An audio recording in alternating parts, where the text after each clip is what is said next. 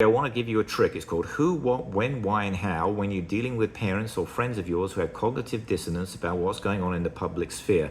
So allow me to explain. I've seen quite a few videos recently from people, grown children, I'm talking people in their 20s and 30s, young adults and slightly older, who have had to ostracize themselves from their own parents because their own parents get angry when they find out that their grown children disagree with them, and it becomes a massive problem within the family. So the trick is who, what, when, why, and how, and I'm going to tell you how to use it.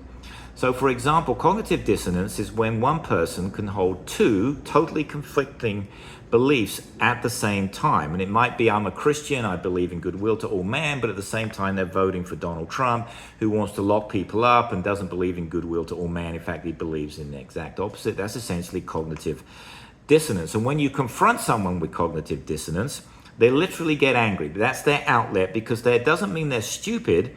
It just means they know there's cognitive dissonance going on. They may not think of it in that way. And they're trying to rationalize two beliefs that literally contradict each other. I'm a good person, I'm a great guy, yet somehow I can rationalize voting for someone who's a malignant, narcissistic sociopath. That's essentially an example of cognitive dissonance. And the worst thing you can do is when they say something or want to talk to you about it and be confrontational because they want rationalization for their beliefs, is to go, you are wrong. So who, what, when, why, and how? So give an example.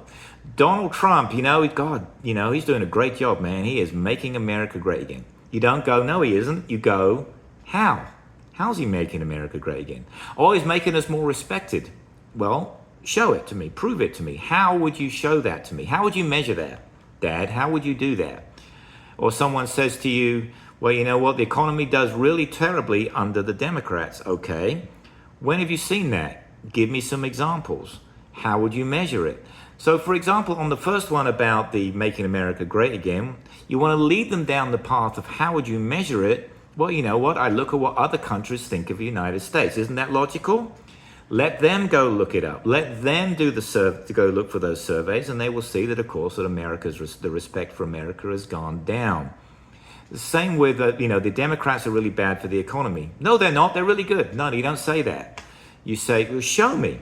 How would you prove that? When were the Democrats really bad for the economy? When were the Republicans so good? That's what you do. And you let them go look it up. You don't just throw it at them. I can assure you this is much better than just arguing, because the anger comes back at you because of cognitive dissonance. So ask questions, and it's really simple. Who, what, when, why, and how.